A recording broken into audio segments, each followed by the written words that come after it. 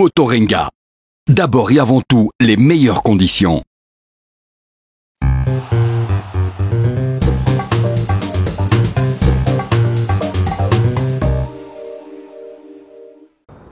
Bonjour et bienvenue dans ce numéro 47 de Carter et Piston, dont voici le sommaire.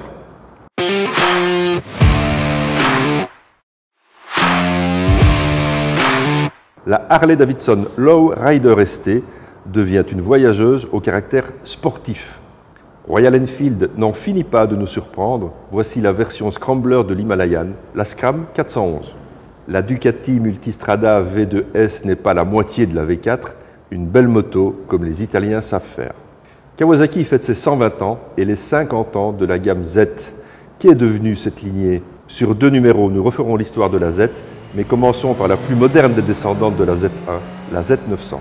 Nous ferons un tour de l'actu avec des passes à gagner pour les 24 heures de Spa. Enfin, le Dr Grimm nous parlera de ses bruits de paddock. Motostore, votre concessionnaire Ducati, Indian, Suzuki, Benelli, Aprilia, Piaggio, Vespa en province de Liège. Venez découvrir notre équipe de passionnés et nos nombreux 2 roues de stock. À l'Universel. L'Universel Moto, c'est aussi une grande gamme d'accessoires moto à découvrir dans nos 5 concessions à l'esprit familial et professionnel. Venez nous rendre visite à Aouan, Chennai, Herstal, Serein et Verviers. Pour ce numéro 47, je me trouve dans l'univers d'Olivier Cambier. Je suis chez Chicane 112. Bonjour Olivier. Bonjour Dieu. Merci de me recevoir dans cet univers fantastique. Bon sang, quel décor, on se croirait dans un décor de cinéma.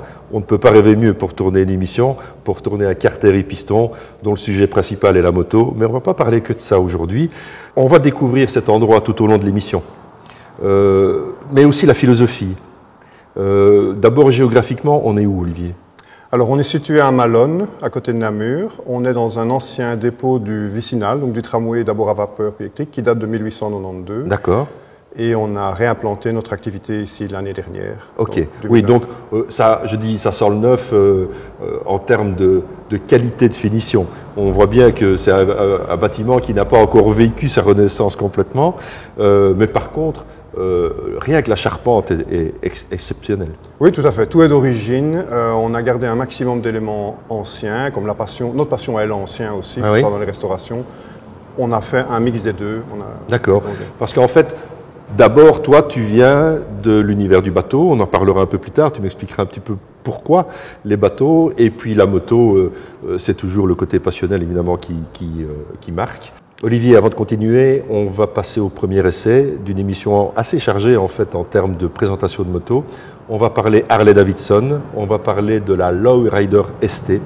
On la connaît cette moto, mais elle nous revient dans une version un peu plus grand tourisme, avec une tête de fourche bien plus protectrice que la première et des valises latérales.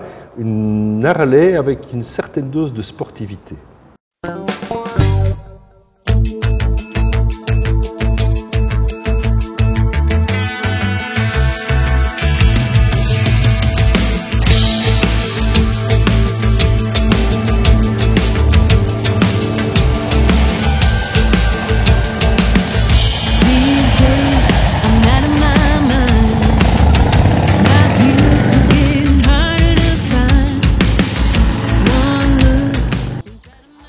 La Lowrider S, vous la connaissez, on vous l'a déjà présentée. Voici sa version ST. Pas grand chose comme changement. On a une tête de fourche, comme vous pouvez le voir, qui est nettement plus marquée que sa petite sœur. Et on a évidemment des valises qui sont intégrées ici de chaque côté de la moto. Alors, on est passé en 117 inches. Ça veut dire qu'en fait, on est sur le 2000 cm3 à peu près. On est à 1923 cm3. On est à 105 chevaux. Tout le bonheur de ce moteur, c'est qu'il délivre le maximum de sa puissance et de son couple à 3500 tours. C'est-à-dire que nous, on s'est baladé sur ces petites routes humides, malheureusement d'Espagne aujourd'hui, 2e, 3e vitesse, vous coupez, vous remettez les gaz, il y a directement de la patate. Il faut quand même être un peu prudent dans ces conditions. Pourquoi ? Parce qu'ici, il n'y a pas de traction control, donc on a quand même 105 chevaux et beaucoup de couple, donc il faut être un petit peu prudent sur la remise des gaz parce que c'est une moto qui demande un peu plus d'attention. Évidemment, c'est une moto qui directement vous emmène à des vitesses un peu plus élevées. On a pris un petit bout d'autoroute, on est, grâce à cette bulle bien protégée, on a pris une vitesse non permise assez rapidement. Ça n'a pas posé du tout de problème. Moto très confortable. Là, on est, pas qu'on n'était pas avec... Là, on est vraiment chez Harley-Davidson. On est avec ce guidon relativement haut. On a en fait le sentiment d'être assis dans la moto, pas d'être assis sur la moto. Et ça fait évidemment toute la différence. En fait, vous grimpez sur cette machine et vous êtes dans l'univers Harley-Davidson. Directement, vous mettez le moteur, vous avez ces deux énormes gamelles qui font un bruit magnifique. Dès que vous accélérez, le couple est là.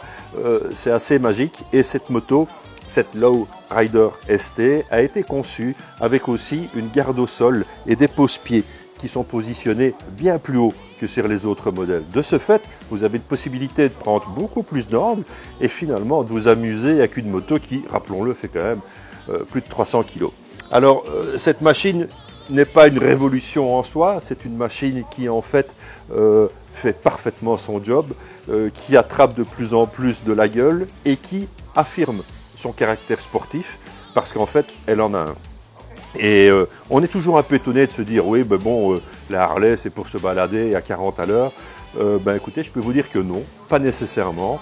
Un Lowrider S, ou en l'occurrence ici, un Lowrider ST, est une machine capable quand même de sportivité. Alors entendons-nous, on n'est pas sur une machine de course. Si on commence à accélérer un peu trop, on a cette fameuse masse qui va vous tirer vers l'extérieur du virage, mais c'est pas grave, ça vous rappelle à l'ordre et ça vous donne les limites de la machine. Et moi j'aime ça, avoir des limites sur une machine, parce que maintenant on roule souvent sur des machines dont les limites sont celles du pilote. Ici, la moto montre ses limites et elle vous rappelle un peu à l'ordre, et moi je trouve ça très très bien. Moins d'électronique embarquée, néanmoins tout y est en termes de sécurité. On a un ABS très très très performant. On a pu le tester sur quelques freinages avec des grosses compressions.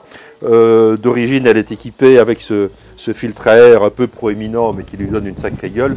Avouez comme moi que tout en noir ici, elle fait peut-être un peu bad boy, mais en tout cas, c'est une moto vachement efficace. Donc, Lowrider, on continue sur la lignée du sport. On a gagné en couple, on a gagné en puissance, on a gagné en plaisir. On est à 22 395 €, c'est le prix du grand plaisir chez Harley-Davidson. Et par rapport à la concurrence, on est évidemment dans une gamme relativement haute, mais on est sur une machine qui vous donnera du plaisir et du plaisir pour longtemps.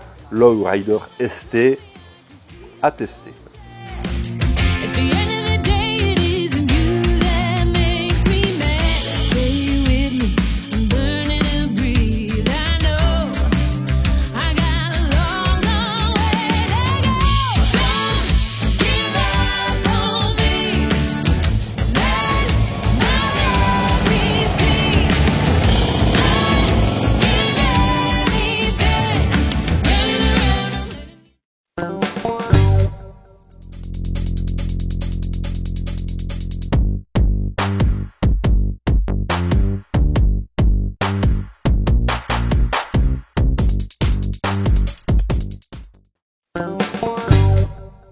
Voilà donc pour cette Harley Lowrider ST. Olivier, tu mêles deux passions, le bateau, la moto. Ça, c'est venu comment? Alors au départ, moi je suis issu de la marine marchande, donc j'ai fait les études de navigateur à la marine marchande et à partir du moment où j'ai arrêté de naviguer, la passion du bateau et du bel objet est restée et je me suis mis à restaurer des bateaux anciens en bois. Bon, les plus connus sont les Riva, mais il y a énormément de marques, Adenasi, Bush, etc. Oui. Et cette activité parallèle, plaisir, de fil en aiguille, est devenue une activité principale. D'accord. Donc j'ai, il y a une vingtaine d'années, ouvert mon premier chantier de restauration de bateaux anciens en bois. Là, uniquement du bateau? Uniquement du bateau, ok. Oui. En parallèle, j'avais un amour de jeunesse pour les motos, donc j'avais quelques motos. Mais au fil du temps, je me suis rendu compte que les propriétaires de bateaux en bois avaient aussi la même passion pour les motos et commençaient à peiner à trouver des mécaniciens à l'ancienne finalement. C'est ça, oui, oui. Et donc c'est plutôt un concours de circonstances qui fait que du bateau, on a étoffé l'activité moto ancienne. D'accord. restauration, remise en marche, apprentissage aussi de la conduite, etc. Bon, on est entouré de magnifiques motos, ce sont tes motos, j'imagine. Oui, c'est le parcours d'une vie, ce sont des motos que j'ai pu récupérer à gauche, à droite, ça, etc. Oui. Voilà, c'est un parcours de vie, quoi. En fait, j'ai toujours dit, je n'ai jamais cherché une moto. Elles sont arrivées et oui, ça... C'est plutôt bon signe quand un objet vient à toi. Ah oui, tout à fait. Oui, c'est très gai, d'ailleurs. Ouais. Et alors bon, on est chez Chicane 112. Oui. Pourquoi ce nom? Alors, l'entreprise a déménagé il y a 2 ans et on a dû trouver un nouveau nom. Et on est situé sur un rond-point, on est situé à un endroit qui esthétiquement permet d'accueillir des gens, donc il fallait un nom et qui soit aussi valable dans les 3 langues. Alors écoute, je crois savoir quand même que l'origine du nom est un peu presque ésotérique. Oui, j'ai un ami qui finalement a passé une nuit à rêver qu'il roulait dans les Ardennes en moto et qui repassait par chez nous pour boire un verre, qui avait un bar, ce qui est réalité maintenant. Et dans son rêve, le lieu s'appelait Chicane 112. Je crois qu'on peut le citer. Raoul. Raoul, je sais que tu es légèrement atteint par moment, mais là c'est quand même grandiose d'avoir trouvé le nom en plein rêve et puis finalement ça s'est réalisé et ça s'appelle donc bien Chicane 112. Alors le 112 est arrivé aussi parce que c'est le numéro, donc on roule en compétition moto ancienne en sidecar avec ma fille sur un sidecar Triton qui a le numéro 112. Et par assimilation aussi, les amis ont souvent dit, quand il y en a un qui tombe en panne, c'est Olivier qui dépanne. Donc c'est un petit peu le Saint-Bernard. Le Saint-Bernard, le 112, l'appel d'urgence, etc. Okay, voilà, tout sur bon. On va continuer sur nos essais, on va continuer à parler de passion. Et on va continuer à parler d'une marque qui n'a jamais cessé d'exister depuis les années, depuis le début du siècle dernier en fait. C'est Royal Enfield qui a changé de main, qui est parti en Inde. Et là, on assiste depuis quelques années à un renouveau de la marque, beaucoup de dynamisme, beaucoup de nouveaux modèles qui partent parfois sur les mêmes plateformes. Donc c'est un petit peu élargir l'offre, en fait c'est tout. Mais on va découvrir en fait la nouvelle Scram 411. Dans un essai parisien réalisé par l'ami Alex.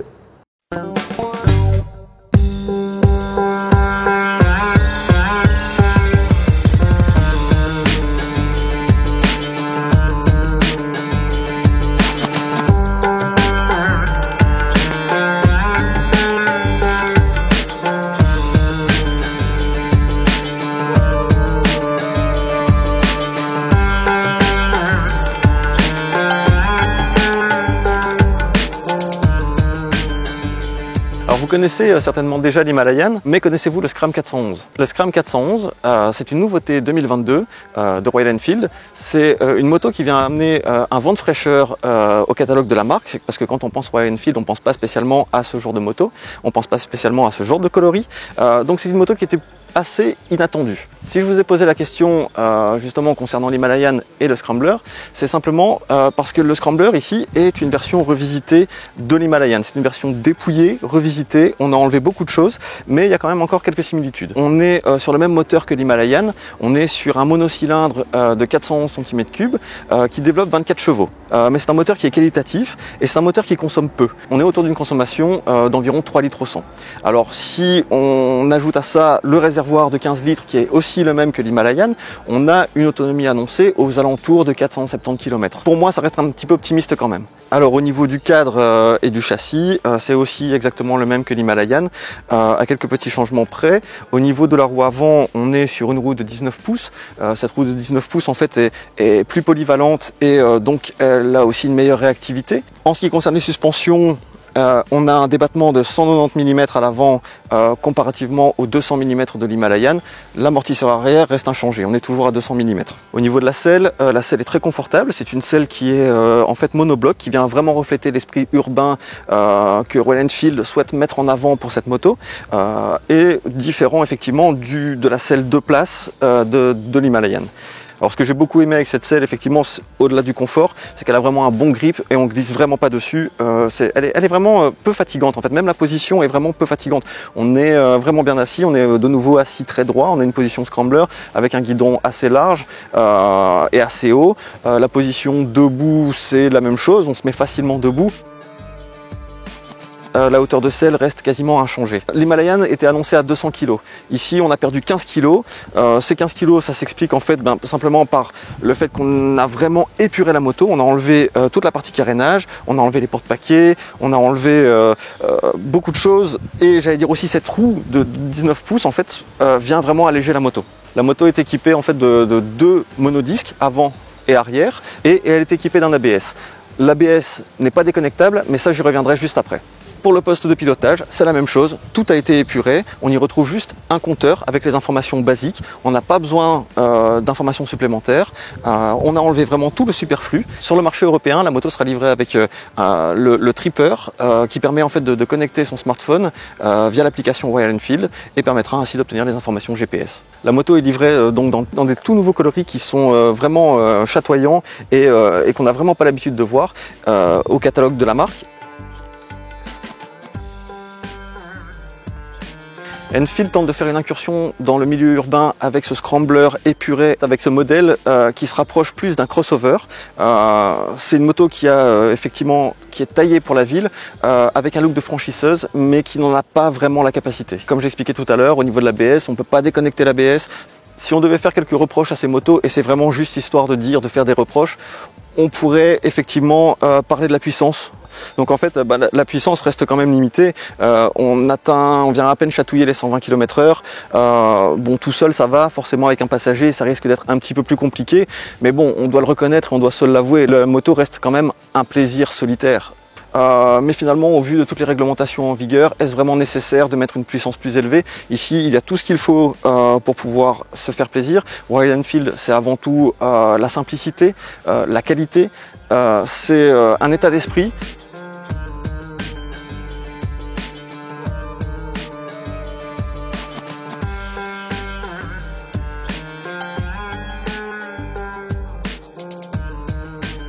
Pour moi, c'est un pari réussi que s'est lancé Royal Enfield, qui nous propose aujourd'hui en fait une moto de 400 cm3 qui a vraiment une chouette gueule.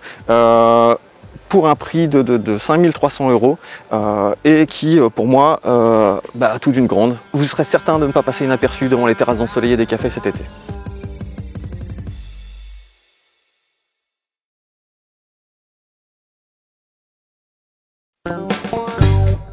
Et voilà donc pour l'essai de cette Royal Enfield Scram 411. Alex, merci, tu t'améliores d'essai en essai. Olivier, si j'ai un projet de restauration, de transformation, bon, comment ça se passe? Alors, le point de départ, c'est la collaboration. Donc, je suis en général les petites mains de la personne qui a un projet qui ne peut pas réaliser lui-même. D'accord, par manque de compétences, par manque de temps, voilà, etc. Donc, c'est très important, c'est un passage de passion. Donc, lui a la passion, moi je peux réaliser.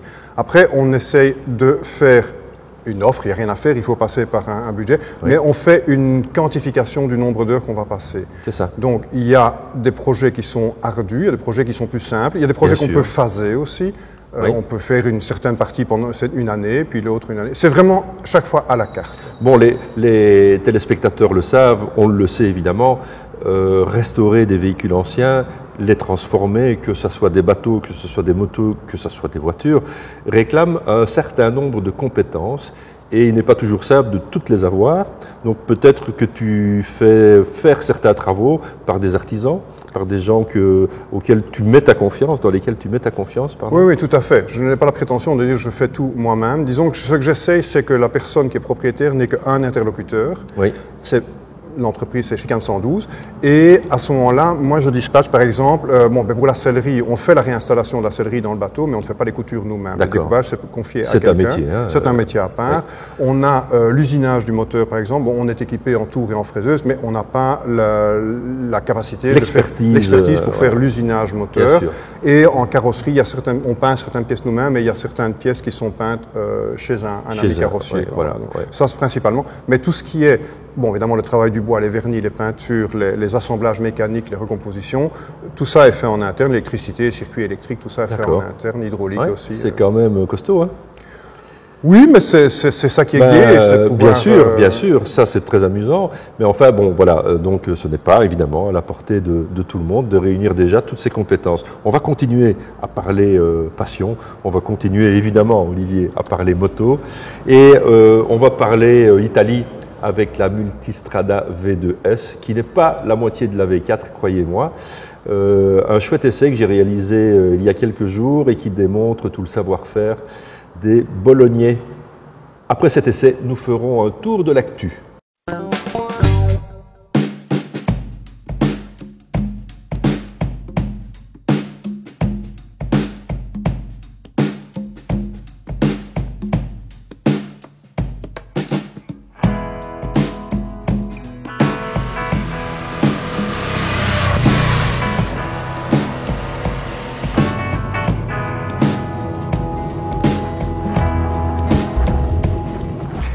Si depuis la naissance de la lignée Multistrada, elles ont toutes tenté de se ressembler, qu'on parte de la 950 jusqu'à la 1260, cette histoire est bien finie depuis l'apparition, évidemment, de la V4 et la V4S. Moto qui était moto de l'année en 2021. Souvenez-vous tout le bien qu'on pensait de cette moto. Cette Multistrada était tout simplement et est toujours diabolique. Ici, nous sommes en présence du 950 cm3. On est sur un bicylindre, mais on n'a pas coupé la qualité en deux. On n'est pas passé de 4 cylindres à 2 pour faire du rabais, que du contraire. En fait, l'évolution technologique poursuit son avancée en faisant du copier-coller en termes d'équipement électronique sur cette moto, en termes de mode de conduite, en termes de shifter, en termes de suspension semi-contrôlée, en termes d'ABS Pro, en termes d'ABS dans les courbes. Bref, il ne manque pas grand-chose à cette moto par rapport à sa grande sœur, sauf évidemment 2 cylindres et environ 70 chevaux. 60 pour être plus précis, puisqu'on est à 113 chevaux sur cette version. Alors en fait, à son guidon, bien, on retrouve toute l'ambiance Ducati, toute l'ambiance du bicylindre Ducati, avec une étonnante bonne volonté en fait à bas régime. Ces bas régimes permettent en fait d'évoluer en ville en toute souplesse, en toute tranquillité. On a gagné en fait un petit peu en hauteur de selle. Quand je dis on a gagné, on a diminué la hauteur de selle, ce qui rend cette moto accessible évidemment encore à un plus grand nombre. Je dois dire que les sensations au guidon, c'est presque aussi jouissif que la V4. Pourquoi? Parce qu'en fait, je trouve que la moto est plus légère. 113 chevaux, sincèrement, vous savez ce que j'en pense, c'est largement assez pour s'amuser sur route. Cette moto a très bon équilibre, même un peu en off-road. On peut s'aventurer un peu en tout chemin. C'est une Multistrada, donc elle doit normalement pouvoir le faire et elle le fait. Le reste, évidemment, c'est de l'équipement de haute volée. On est chez Ducati, on ne lésine pas sur la finition, on ne lésine pas sur les équipements. Évidemment, tout ça a un prix puisqu'on est à partir de 17 299 €. J'aurais aimé voir cette moto équipée comme sa grande sœur, la V4, en fait, du détecteur d'angle mort. Je trouve que c'est une avancée de sécurité majeure pour la sécurité globale, la sécurité active en moto. C'est un accessoire qui devrait se retrouver peu à peu sur toutes les gammes et sur toutes les motos parce que c'est vraiment quelque chose qui peut vous sauver la vie. Pour le prix, on aurait peut-être pu l'avoir sur cette machine. Pour le reste, alors, on est chez Ducati et il y a évidemment une pléthore d'options. On peut mettre un Krapovic, on peut mettre les valises que vous voyez sur le modèle de l'essai ici. En fait, il n'y a pas grand-chose à dire parce que l'évolution n'est pas majeure par rapport au modèle précédent. Cette V2S, en fait, tient à toutes ses promesses. On a de l'avancée technologique, on a de l'avancée électronique, ce qui permet à cette moto d'être encore plus proche de sa grande sœur, la V4 et la V4S. Alors la position de conduite pour moi est parfaite, même avec ma taille de 1,88 m. Grand guidon, belle position, bien droite, bonne préhension de la moto. Pare-brise qui est réglable même en roulant à une seule main. Voilà, il n'y a pas grand chose qu'on peut dire sur cette machine parce qu'elle a bien évolué. En termes de sécurité active, citons quand même le clignotement intense des feux stop en cas de freinage d'urgence et de freinage intensif. Ça permet quand même de prévenir les usagers de la route qui vous suivent, que vous freinez de manière un peu agressive ou peut-être face à un danger. Ça, c'est quand même une très bonne chose. Donc cette nouvelle Multistrada V2S tient toutes ses promesses. Elle est absolument dans la lignée du tourisme premium comme on peut le faire chez Ducati. Elle a environ gagné 5 kg par rapport au modèle précédent. Alors reste objectif, c'est une moto qui se plaît beaucoup mieux sur le goudron quand même que sur l'off-road. C'est pas vraiment son terrain de prédilection, même si j'ai dit tout à l'heure qu'elle pouvait le faire. mais c'est une très très bonne voyageuse, c'est une moto qui vous emmènera loin avec beaucoup de plaisir parce que comme d'habitude chez Ducati, ce qui prime, c'est le plaisir.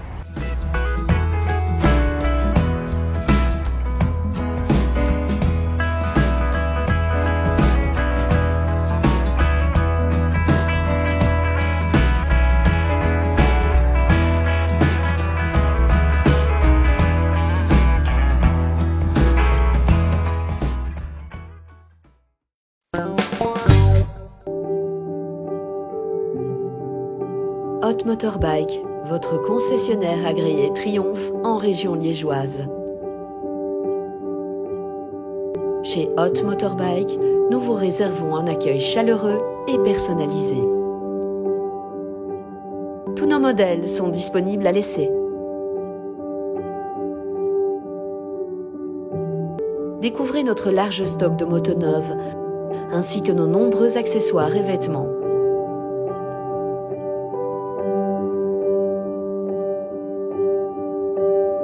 Tous nos techniciens sont certifiés Triomphe. Venez essayer votre nouvelle moto chez Hot Motorbike à Theux. Notre équipe est à votre écoute. Retrouvez votre concession Hot Motorbike, idéalement située entre Sprimont et Spa ou sur hotmotorbike.be.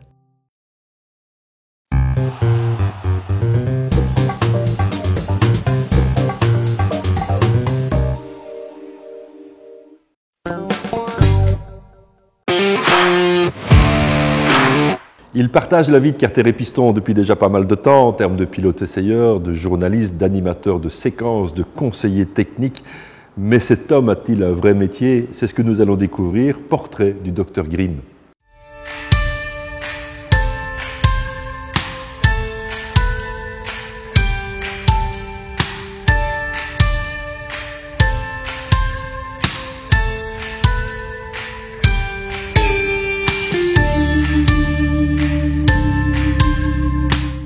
Salut Arnaud, une fois de plus, réunis. On est où ici? On est où? Chez moi. D'accord. Alors c'est ton nouveau chez toi? Ouais, ça fait maintenant depuis janvier de l'année passée, donc on approche 1 an et demi. D'accord. Alors la plupart d'entre vous me connaissent comme journaliste. J'ai aussi été chef d'entreprise dans un secteur complètement différent. J'étais traiteur auparavant et je cumulais évidemment avec, je veux dire, le journalisme mais aussi le pilotage puisque j'ai quand même fait quelques années de course. Et donc le Covid a pas mal bousculé ma vie puisque j'étais freelance dans pas mal d'activités et toutes ces activités se sont arrêtées et il a fallu faire un choix, il a fallu me trouver une nouvelle occupation professionnelle. Alors en fait ici on est dans mon atelier, on est dans l'atelier de Grimm Bikes qui est le nom de mon nouveau commerce. Alors en fait c'est un garage que j'ai racheté l'année passée à un ami qui était un ami depuis 15 ans et qui s'occupait de mes motos de course. Donc en fait ça fait 15 ans que je connais le bâtiment, ça fait 15 ans que je suis ici régulièrement et puis quand le propriétaire a décidé de vendre, eh bien j'ai tout simplement racheté cette entreprise et je me suis dit que voilà, je me lançais un nouveau challenge et je me lançais dans un nouveau métier qui est de tenir ce commerce qui est assez mixte, à savoir que comme vous me voyez là, avec une moto de piste derrière moi, alors c'est vrai que j'essaye d'orienter la clientèle moto de mon garage de plus en plus vers ma passion, donc ça veut dire des préparations pistes.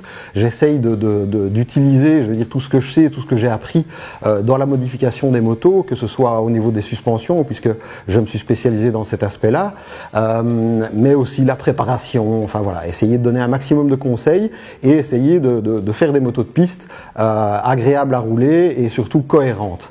Maintenant, ce commerce est différent dans le sens où en fait je l'ai acheté tel quel avec un magasin de vélo. Ça veut dire qu'il y a 2 pôles dans mon magasin. Il y a un pôle vélo, donc le showroom est dédié à 85% à du vélo. Alors certains me diront du vélo, pourquoi du vélo ? Eh bien, justement, en fait, pour avoir fait des courses d'endurance pendant une quinzaine d'années, eh bien, j'ai dû m'acheter un premier vélo, puis j'ai acheté un vélo de course, puis j'ai acheté un autre VTT, puis j'ai acheté un VTT électrique. Et donc, mon entraînement était principalement basé sur tout ce qui était vélo. Et j'ai commencé à m'intéresser plus spécialement à tout ce qui tourne autour du vélo parce que, au même titre qu'en moto, eh bien, il y a pas mal de techniques. Un vélo, ça peut être très technique quand on s'intéresse aux transmissions, aux suspensions, quand on s'intéresse vraiment à des beaux gros vélos. Eh bien, en fait, c'est hyper technique et très intéressant. Donc, je me suis passionné aussi pour le vélo. Et il y a 2 ans, ne sachant pas très bien où j'allais, je me suis même dit que j'allais je veux dire me tourner à 100% vers les vélos. Bon, alors d'une certaine manière, les choses ont bien tourné dans le sens où, eh bien, j'ai pu racheter un commerce qui fait les deux. Mais donc le showroom est principalement vélo. Alors on est aussi concessionnaire de la marque Sim pour les scooters qui sont vraiment des produits de qualité avec beaucoup de fiabilité. Et donc on essaye de lier un petit peu l'utile à l'agréable ici, où on mixe le vélo, la moto et les scooters dans le même commerce. Alors c'est vrai que de l'extérieur, c'est principalement un magasin de vélo, mais à l'atelier, comme vous pouvez le constater, bon, on a beaucoup de motos et comme je venais de vous l'expliquer, on essaye de principalement attirer de plus en plus de pistards confirmés ou en herbe, comme c'est le cas pour certains amis qui m'ont donné leur moto dernièrement. Et donc on fait des préparations. Moi, je n'ai qu'une chose à te dire. Comme on dit chez nous, bonne merde. Ton bâtiment est magnifique, vous avez une chouette équipe, tes mécanos sont super sympas. Je crois qu'il y a de l'avenir, que ce soit dans la mobilité vélo, dans la mobilité urbaine, dans le scooter et dans la piste. Oui, bah oui. Enfin, je croise les doigts pourvu que ça dure. Ben oui, bon. Bon, ben les gars, gare sur la route. Ou sur la piste. Ciao.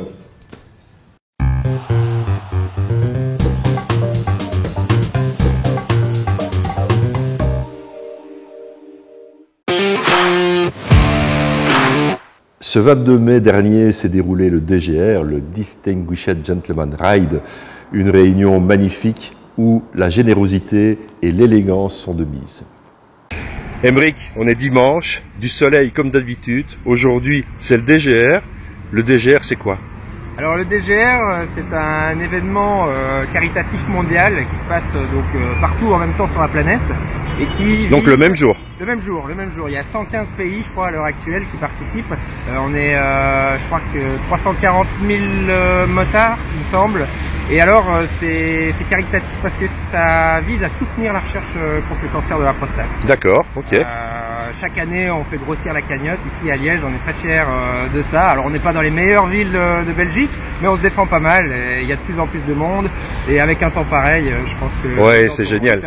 C'est la 40e édition. Là, on est sur la 9e édition. L'année prochaine, ce sera la 10e. J'espère qu'on aura l'occasion de faire quelque chose de grand pour ça. Ouais. Et en fait, toi, tu es l'organisateur. Enfin bon, c'est une équipe qui est derrière tout ça. Moi, je suis pas tout seul. Je suis là depuis le début.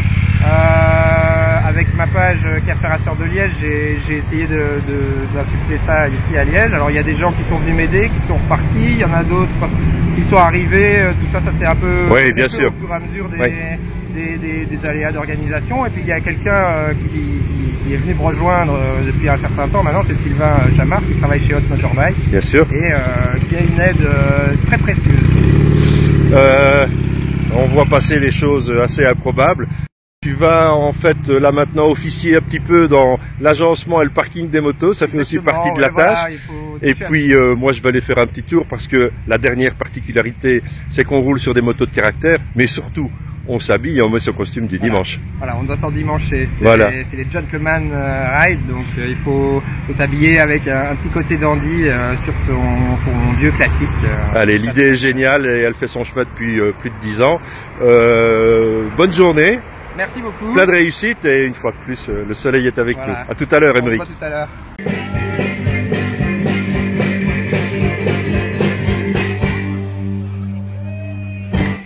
Un peu les nouveaux venus dans le monde des concessionnaires moto, les garages L'Universel s'adjoignent des alliés de choix.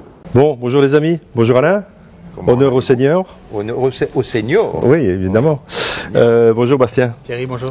On va parler quelques minutes ensemble. Oui. On est dans le garage de l'Universel, dans un des garages de l'Universel. Tu es une nouvelle recrue, alors c'est paradoxal parce que tu as quand même une certaine expérience. Qu'est-ce que tu vas amener ici?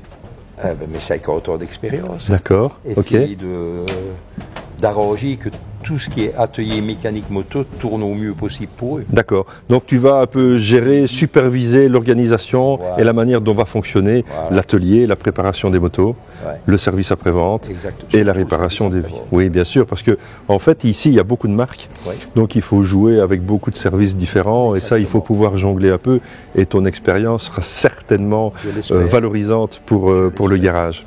Voilà. Bastien, on n'est pas sur des très bonnes nouvelles. Malheureusement, tu as été victime d'une chute il y a quelques jours, avec comme conséquence une quintuple fracture du pied et un petit problème à l'épaule, ce qui malheureusement t'éloigne de ton but, un des buts de ton année, qui était les 24 heures de Liège. Donc malheureusement, tu ne seras pas là. Non, malheureusement, je ne pourrais pas rouler, donc je ne pourrais pas réaliser mon rêve d'enfant un peu, de pouvoir rouler aux 24 heures de Spa, qui reste comme un événement majeur, surtout cette année, parce que c'est le grand retour. Mais voilà, pour cet événement-là, j'avais organisé une loge avec un système un petit peu VIP pour recevoir les gens, parce que je voulais vraiment apporter le côté proximité du team et des pilotes. Et festif. Et festif aussi de l'événement. Donc j'avais organisé une loge et là je vais quand même maintenir cet événement-là pour recevoir un peu les gens, recevoir un peu les sponsors, les partenaires qui mettent depuis des années et qui vont enfin pouvoir avoir un événement international en Belgique. Donc je serai quand même présent tout le long du week-end là-bas. Mais malheureusement pas comme j'en rêvais, comme j'étais préparé pour pouvoir le faire. Comme on dit ici, tu dois un peu avoir les boules. Ah oui, mais là j'ai plus que bien. Maintenant voilà, je peux ou bien je m'apitoie sur mon sort, ou alors je relève la tête et je continue d'avancer. Et puis voilà, je pense que ça reste un événement que je roule ou que je ne roule pas, qui aura lieu évidemment et qui sera vraiment incontournable. Mais c'est le caractère des grands sportifs, hein. On se blesse, on se fait mal, on relève la tête et on y retourne, quoi. Donc voilà, on sait que vous, pilotes moto en plus, vous êtes tous des warriors. Bon, ta présence ici n'est pas que pour la course, puisque comme je l'ai dit au début, on est dans un des garages de l'Universel et l'Universel veut faire un partenariat avec toi. Oui, voilà, en fait, ça s'est un petit peu amené au fur et à mesure qu'on discutait sur un autre point. Moi, je suis aussi maintenant délégué commercial pour Duel, qui est un importateur de pièces d'équipements moto pour la Belgique. Et on discutait ensemble, j'expliquais un peu mon parcours à Pascal. Et en fait, on s'est rendu compte qu'on était tous les deux passionnés de moto et qu'on avait tous les deux envie de faire les choses et envie de faire découvrir pas mal la moto ici dans la région, autour de la région. Donc voilà, j'ai vu la motivation du garage et moi, mon palmarès et aussi mon ambition de vouloir faire connaître le sport moteur. Bien sûr. On s'est dit, il y a peut-être quelque chose à faire ensemble. Donc là, on est en train de discuter et on va commencer une collaboration très bientôt. Et on reviendra un peu sur le sujet, on en reparlera quand tout bien sûr, on va avoir l'occasion de se revoir une fois que ce sera un peu plus déterminé et puis on pourra voir de quelle manière vous collaborez. Parfait. Donc il faut rassurer tous les gens que tu as invités. Tu seras bien là pour cette grande fête des 24 heures. Voilà. Donc ne ratez pas cet événement, on en a parlé tout au long de l'émission. Il y a des passes à gagner, il y aura des passes à gagner aussi sur RTC. Ne manquez pas ça. 22 ans sans les 24 heures moto, le retour de la moto au niveau mondial à Spa, c'est quelque chose qu'il faut absolument fêter, il faudra être là. Et on en parlera évidemment plus longuement lors de la prochaine émission. Les amis, je vous remercie.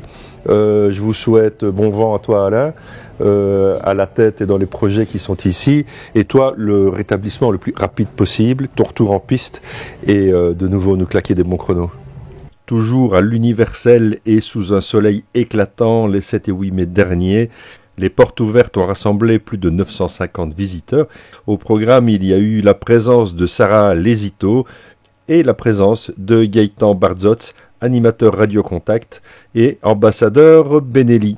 Ces 4 et 5 juin prochains auront lieu les mythiques 24 heures de Liège. Retour sur le circuit spadois après 22 ans d'absence, une épreuve du championnat du monde d'endurance qui signe le grand retour de la moto à Liège. Le circuit de Spa et Carter-et-Piston vous invite pour ces 4 jours.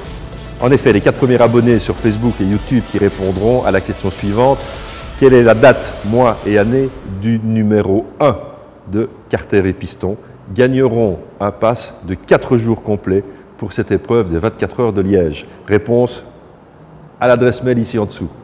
À ne pas manquer les BMW Motorrad Day le dimanche 12 juin à Tirlemont. Comme d'habitude, des milliers de motards passionnés BMW ou non se rassembleront sur la place du Grand Marché à Tir-le-Mont ce dimanche 12 juin. Pour l'occasion, la place du marché sera transformée en un grand paradis de la moto avec de nombreuses animations. La BMW R18 ainsi que le nouveau scooter électrique CE04 pourront être testés. 9e Café Racer Festival. Dragster, drift, roulage, prépa et expo sont enfin de retour. Les prochains 18 et 19 juin sur l'autodrome de Linas-Montlhéry, vous pourrez participer et voir ce 9e Café Racer Festival. Et après 2 ans d'arrêt, 2 ans de disette, cet événement retrouvera l'autodrome de Montlhéry et son public pour cette 9e édition. Des motos classiques, des motos d'exception, des préparations de toutes sortes. Il va y en avoir des centaines sur ce mythique anneau de l'Essonne. Le programme s'annonce très riche. Allez jeter un coup d'œil sur la page Facebook du festival. Olivier, tu tiens à certaines valeurs au sein de cette entreprise, certaines valeurs que tu t'appliques à toi-même, mais que tu demandes aussi à tes clients d'appliquer une sorte de charte, une sorte de respect mutuel, c'est ça ? Oui, donc je crois que je fais de la rénovation depuis à peu près 40 ans et ici, la réinstallation de l'atelier, c'était vraiment le moment de mettre un peu les bases de ce qui nous plaisait, ce qui nous dérangeait. Voilà. Donc nous avons sélectionné 4 valeurs. La collaboration, la rigueur, la convivialité et la sérénité. Donc la collaboration est la première valeur à laquelle nous apportons beaucoup d'importance parce que quand on tombe sur une inconnue dans une rénovation, il faut vraiment qu'il y ait une collaboration avec le propriétaire pour qu'on puisse échanger sur ce qui se passe. On n'arrive pas avec un objet fini au départ. La rigueur, c'est la rigueur que je m'impose moi-même. Je fais le véhicule comme si c'était pour moi et il y a le problème des délais, il y a le problème du budget, il y a le problème de la disponibilité des pièces. Donc tout ça nécessite une grande rigueur. La sérénité, c'est celle que je veux aussi moi dans le travail et je veux que la personne pour qui je travaille ait la même sérénité, ne soit pas stressée à se dire mais est-ce que ça va fonctionner oui ou non. Si ça devait ne pas fonctionner, on y arrivera à un moment donné. On y arrivera tous les deux. Ouais. Et alors la convivialité, tous ces travaux se font bien mieux à partir du moment où il y a un respect mutuel, où il y a un respect par exemple des heures d'ouverture. Voilà, nous sommes ouverts de 3 à 6. Pourquoi ? Parce que le début de la journée, on travaille sur les véhicules. Oui. Donc il y a un aspect où la convivialité pour la réalisation du projet est aussi fort important. D'accord. Lors de la séance Actu, on a parlé des 24 heures de Liège, le grand retour évidemment de la moto sur le circuit de Spa. Tu n'es évidemment pas insensible à la compétition, hein, on le voit avec les objets qui nous entourent. On va continuer encore à parler un peu course, on va continuer évidemment à parler aussi bruit de paddock.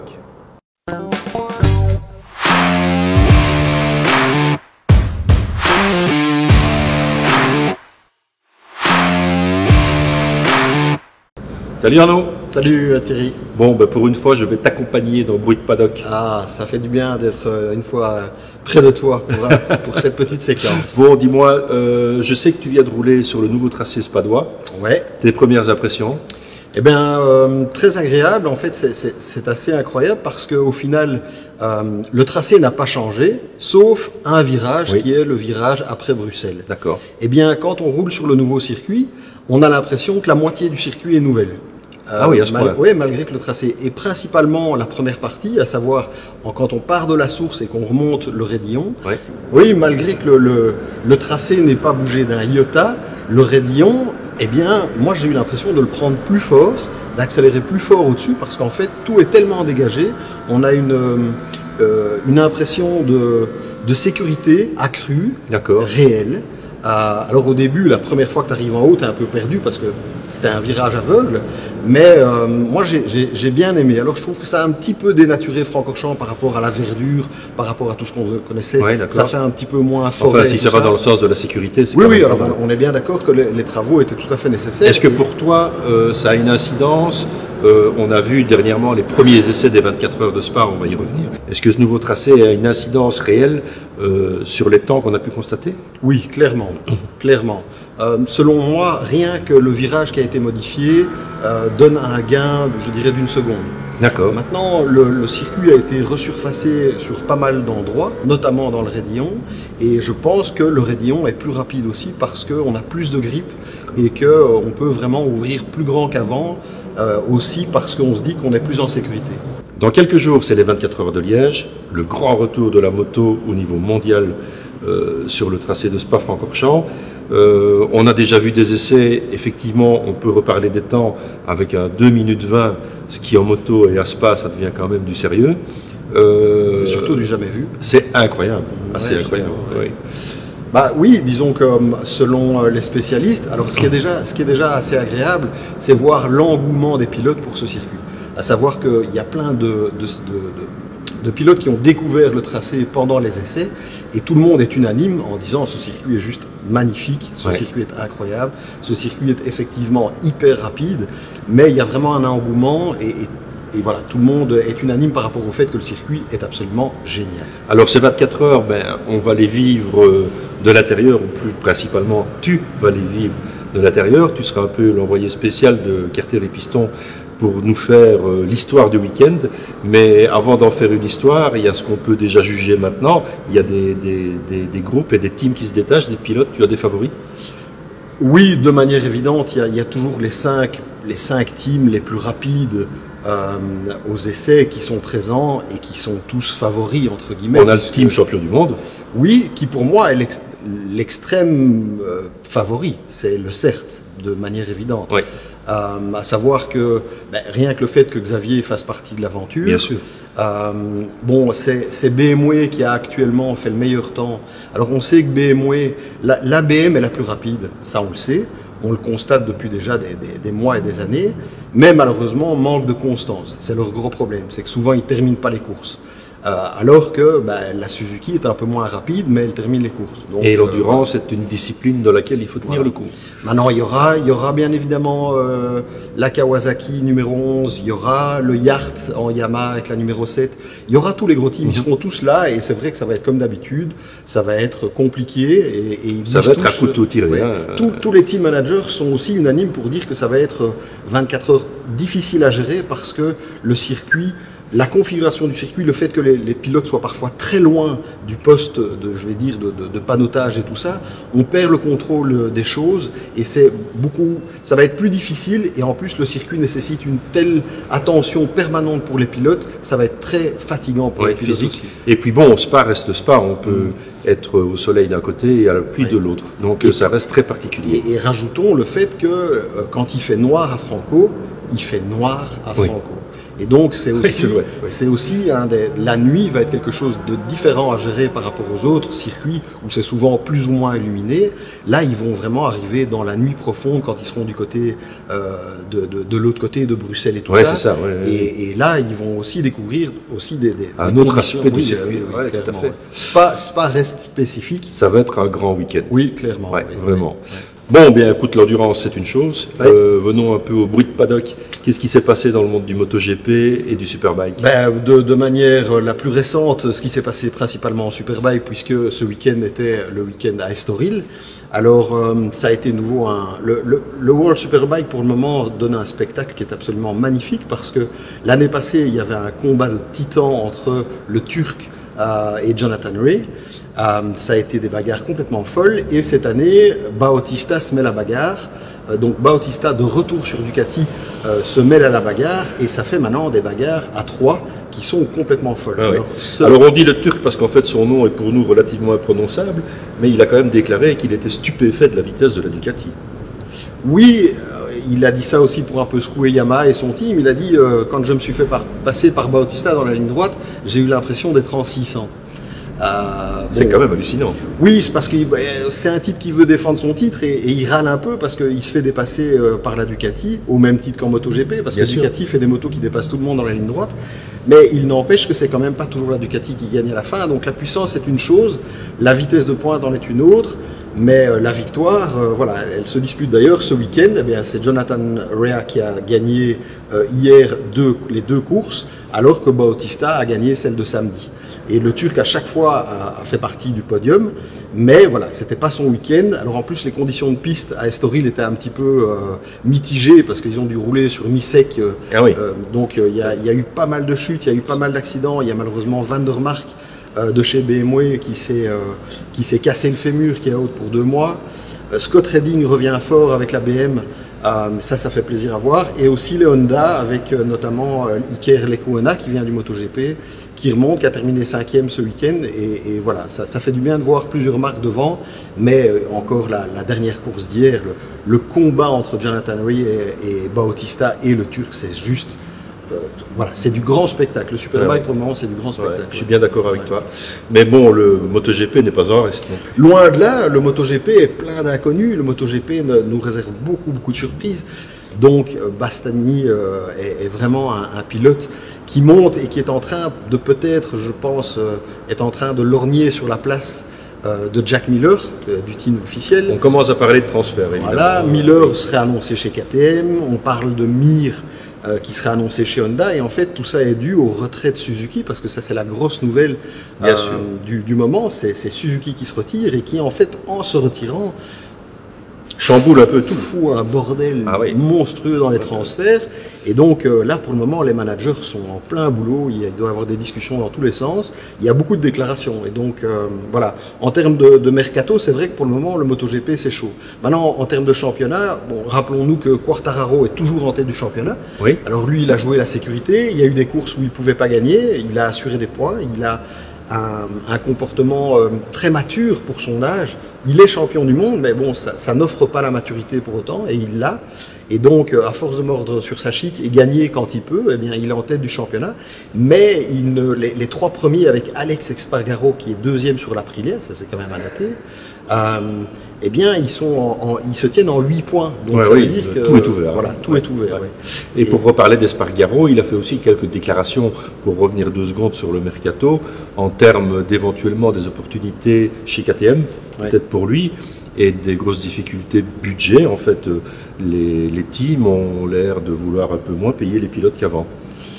Oui, il y a une tendance, mais qui est due justement à la crise, au retrait de Suzuki, à l'incertitude, à la guerre, à tout ça, qui fait que forcément les constructeurs sont prudents et ils essayent de forcément négocier les contrats à la baisse, ce qui est tout à fait compréhensible. De l'autre côté, il y a les pilotes qui font leur job, qui risquent leur vie tous les week-ends et qui veulent ne pas non plus se faire raboter leur salaire de manière indiscutable. Mais tout à fait. Voilà. Mais bon, en tout cas, les GP font ça reste des très très belles courses. En Moto 2, Pedro Acosta a fait sa première pole position. Donc rappelons qu'il est champion du monde, que pour moi c'est le grand espoir pour la décennie à venir. Et donc en champion du monde Moto 3, il est en Moto 2 et il vient de claquer sa première pole. Alors il n'a pas réussi à concrétiser en course, il est tombé, mais on s'est dit, voilà, ça y est, il est déjà là. Il y a du potentiel, c'est un surdoué. Voilà, on est à 30% du championnat, il est champion du monde, il découvre une catégorie et il claque la pole. Et je pense que ça va être vraiment le pilote à surveiller pour les prochaines années. D'accord.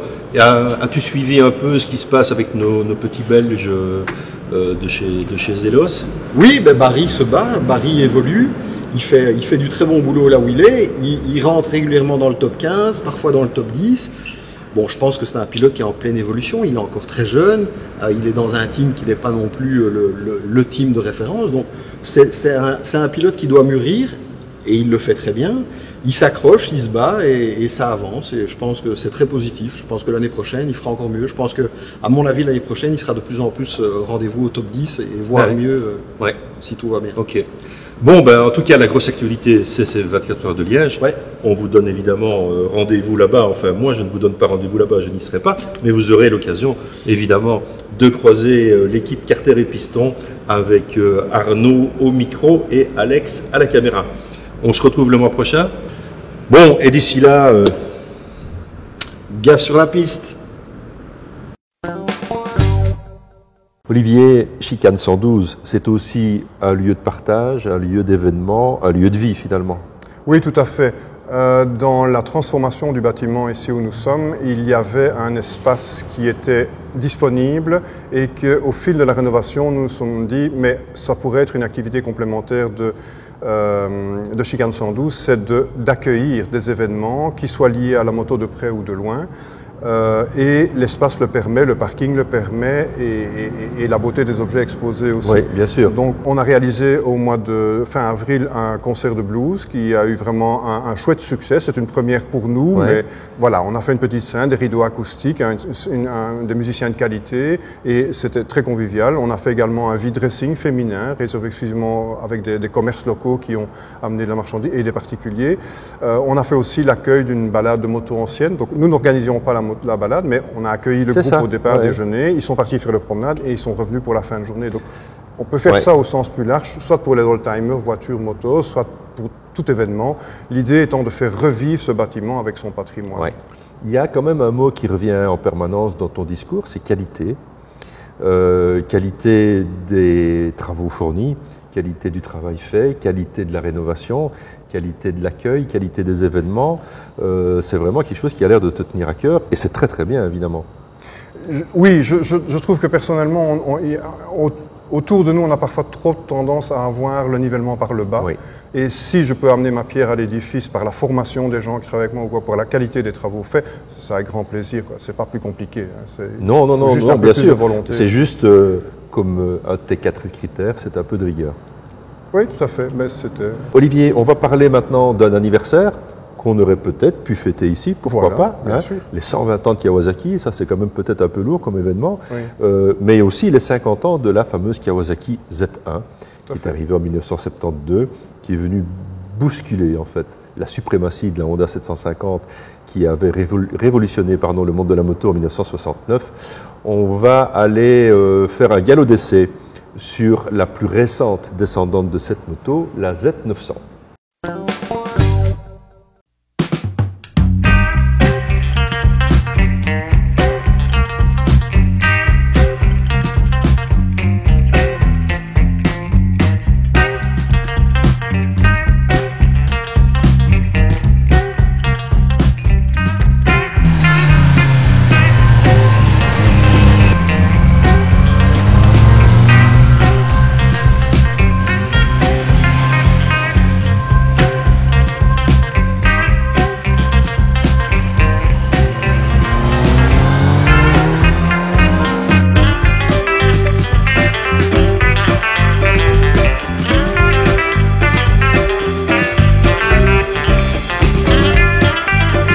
« 120 ans d'existence de Kawasaki, 50 ans d'existence de la gamme Z. On va parler pendant 2 émissions de cet anniversaire, de ce 50e anniversaire, de la sortie de la fabuleuse Z900. Alors en fait ici je suis au guidon de la Z900 qui est en fait la digne héritière et la plus moderne héritière de cette gamme Z qui a 50 ans d'existence, je le rappelle. Alors au guidon quoi de neuf? Mais écoutez, il n'y a pas grand chose de neuf, on est toujours sur ce fabuleux 4 cylindres en ligne qui est d'une onctuosité mais aussi d'une vigueur exceptionnelle. Ce moteur a 2 visages, vous descendez dans les tours à moins de 2000 tours en 3e ou en 4e, vous ouvrez les gaz et ça repart de plus belle sans un à-coup, c'est assez exceptionnel. Et puis à un moment donné, on change de monde, cette moto change de visage et on arrive dans de l'explosivité, dans de la sportivité et là on commence vraiment à s'amuser parce que tout suit au niveau du châssis et tout suit au niveau de la tenue de route. Alors pour ce 50e anniversaire, le modèle devant lequel je me trouve a été légèrement modifié. Quand je dis modifié, c'est du looking, une série spéciale qui revêt les couleurs des fameuses GPZ des années 80, le fameux rouge. Pour ce 50e anniversaire, en fait, Kawasaki le fête en faisant une série spéciale qui est dotée du coloris des fameuses gammes GPZ de l'époque, ce fameux rouge avec les bandes latérales. On le retrouve sur une série spéciale siglé 50e anniversaire avec un échappement à Krapovic et cette finition particulière. Cette moto sera disponible uniquement cette année. Elle existe dans la gamme Z900 mais aussi dans la gamme RS, que ce soit en 900 ou en 650. Là vous avez vraiment le choix des armes, mais une fois de plus vous avez la possibilité d'aller chez un concessionnaire Kawasaki, allez-y, demandez une Z900 à l'essai, vous allez être bluffé par les qualités routières, dynamiques et la souplesse de ce moteur. Donc une fois de plus, chez Kawasaki, on fait le job. Une fois de plus, chez Kawasaki, on prend du plaisir.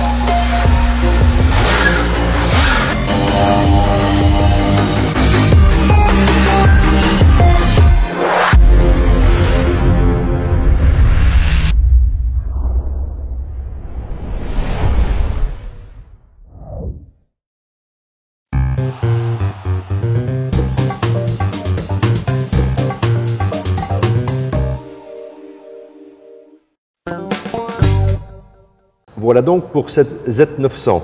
Le mois prochain, nous continuerons la saga anniversaire de chez Kawasaki avec cette fois-ci l'essai de la descendante directe de la Z1, la 900 ZRS en version SE.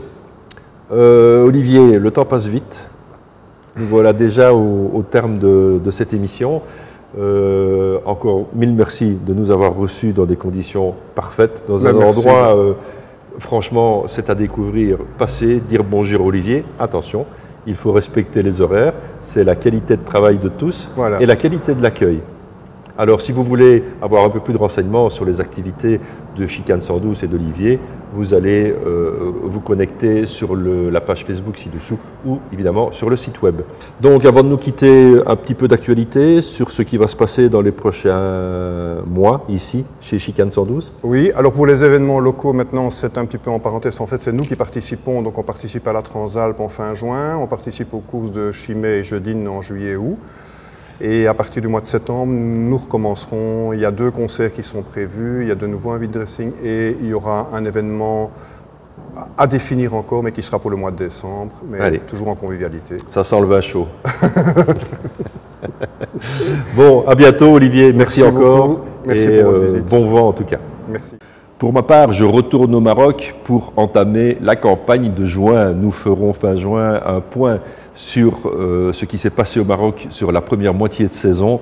Vous verrez que les absents ont eu tort. D'ici là, profitez bien de la vie de vos proches et de vos bécanes. On se retrouve dans un mois. Gaffe sur la route. Motorenga. D'abord et avant tout, les meilleures conditions.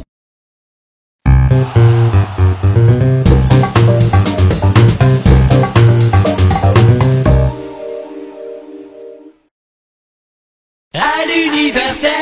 L'Universel, c'est un large choix de scooters, motos, toutes cylindrées et d'accessoires dans la région liégeoise. L'Universel vous accueille dans ses 5 concessions à l'esprit familial et professionnel à Aouan, Chênay, Herstal, Serein et Verviers.